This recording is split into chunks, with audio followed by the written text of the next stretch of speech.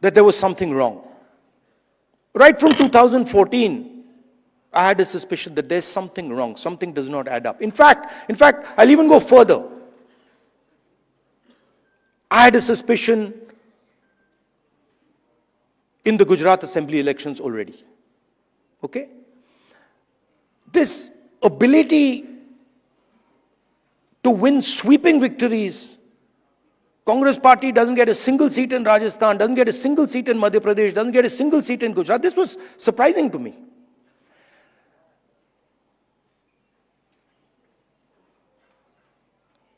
And it went on for some time.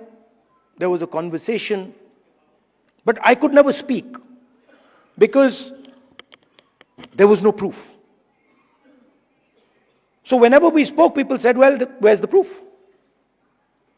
And then something happened in Maharashtra, where in the Vidhan Sabha we won the election, hands down. In the Lok Sabha we won the election, hands down. And then 4 months later, we didn't just lose, we were obliterated. 3 formidable parties suddenly just evaporated. And that's when I thought that this just cannot be. And so we started right then to look seriously for electoral malpractice. We found it in Maharashtra. Clearly, 1 crore new voters show up between Lok Sabha and Vidhan Sabha. Bulk of those votes go to the BJP.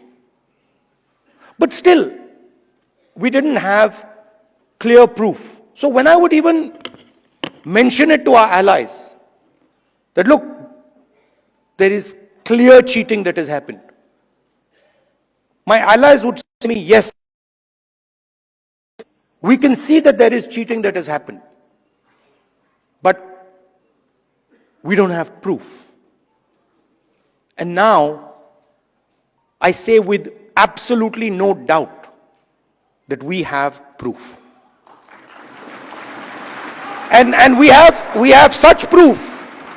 We have such proof that will show the whole country that the institution of the Election Commission does not exist. That it has disappeared. It has taken us 6 months. 6 months of non-stop work to find this proof. Why? Because the Election Commission does not give us electronic versions of the voter list. It gives us paper versions, and you'll be shocked to know, as I was, that when they give booth-wise paper versions of the voting list, that document cannot be scanned, it cannot be copied. Meaning you put it into a scanner, nothing comes out. Why would the Election Commission scan protect, copy protect the voter list? Now, you'll be shocked at the amount of detail we've gone into. And you will see, with no doubt, zero doubt, how a Lok Sabha election is stolen.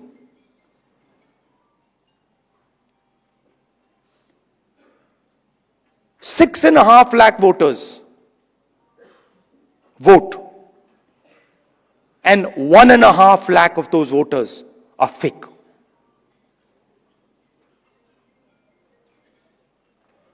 Six and a half lakh voters vote, 1.5 lakh voters are fake. It's on paper. Documentation that we got from the Election Commission. Voter list that we got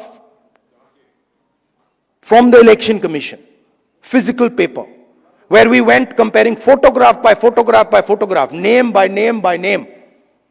6.5 lakh people. Comparing one photograph to 6.5 lakh other photographs. And I'm proud of the work that the Congress party did. And you will see the shockwave that is going to go through the electoral system when we release this data. It's literally like an atom bomb. Because the truth, my friends, is that the election system in India is already dead. Please remember one thing. The Prime Minister of India is the Prime Minister of India with a very slim majority. If 10, 15 seats were rigged, and we suspect actually the number is much closer to 70, 80, 100. If 15 seats were rigged, he would not be the Prime Minister of India. And we are going to prove to you in the coming few days, we are going to prove to you without any doubt in the coming few days how a Lok Sabha election can be rigged and was rigged. So, it's very clear that the institution that holds this, that protects this, that holds this, that defends this, has been obliterated and taken over. We did not have proof, so we could not make these type of statements earlier. But I'm making this statement confidently because I have 100% proof now. And whoever I have shown it to has fallen off the chair. Literally, they said, how can this be possible? Well, it is possible. It is happening. Right? Who is going to fight this battle? Only you people can fight this battle. Frankly, we non-legal people don't even know how to fight this battle. We can fight the political battle. We can fight the battle on the streets. We can fight in the villages. We can fight in the city. We can't fight in the courts. We don't know how to.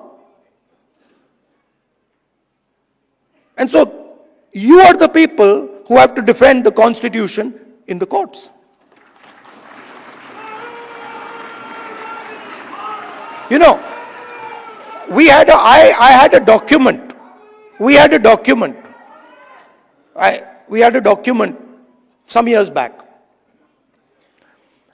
on the Rafale deal. Randeep is looking at me. Document that said clearly, black and white, that the Prime Minister office and the NSA have interfered in the Rafale deal and damaged the Rafale deal. This document itself would have brought down any government in any country of the world. Nothing happened. Nothing happened. You know where the document went. You know where the document died. Nothing happened. I'm fighting 30 cases. Anyone who fights the regime, any political person, anybody who works in the NGOs, civil society knows that the moment you oppose, you will be attacked.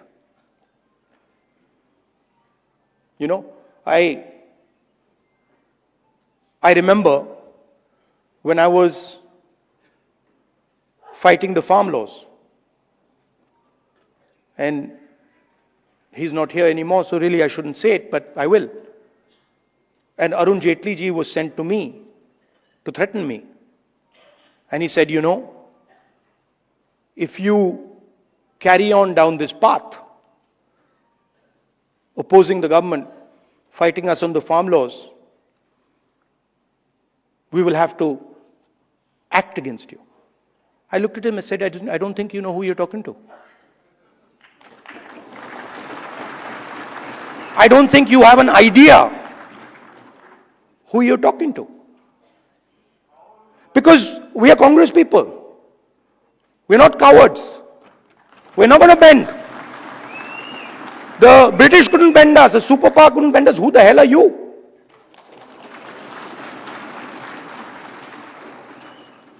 And wherever you look, the problem exists. I mean, I've said it clear as day here that we have 100% proof. Watch the newspapers and the media tomorrow. They'll be talking about Bollywood, about how, about how there was a fantastic dance, amazing solar eclipses taking place, something they'll come up with. And so this is a full-scale attack. And it's not just an attack on the Constitution. Because this book is a manifestation of India's identity. It's a manifestation of our history, of our culture, of our tradition, of our religion. This is not written in 1947, in 1950. This is 3,000, 4,000, 5,000 years old. Buddha speaks through this book.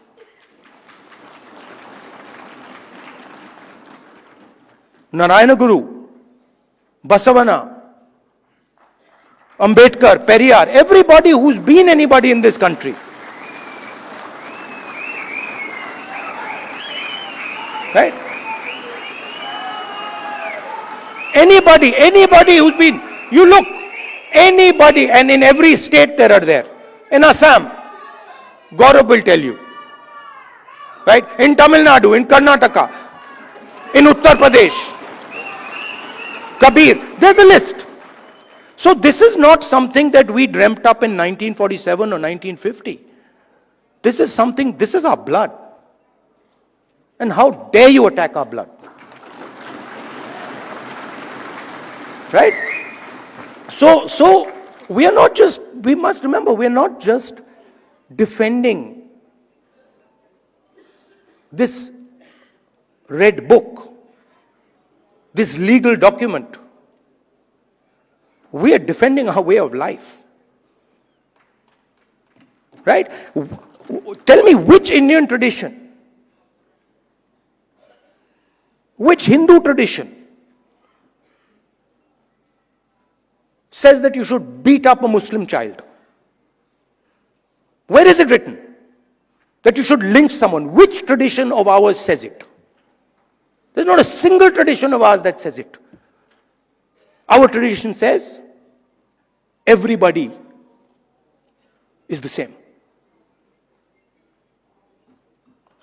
So these people, they're not attacking our politics.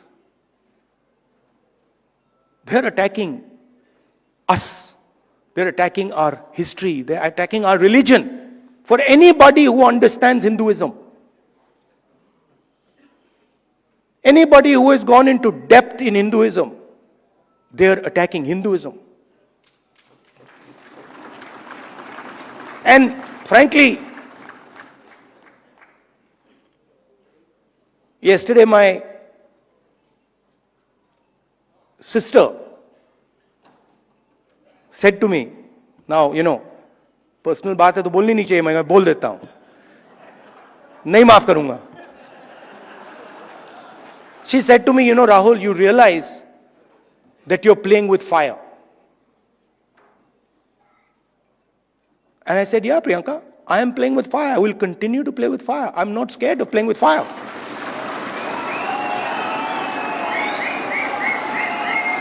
I have come here. Look, I am eventually, like most of you, I'm going to end up in the fire. Right? So what is the problem playing with the fire? My family has taught me that. My family has taught me do not be scared of cowards. My family has taught me that the most cowardly thing you can do ever is be scared of a coward. Right? And that's who we are dealing with. You please understand. You please understand that's exactly who we're dealing with. And my sister will tell you. Someday she'll also give a open-hearted speech and she'll tell you exactly the extent to which the ruling ideology is based in cowardice.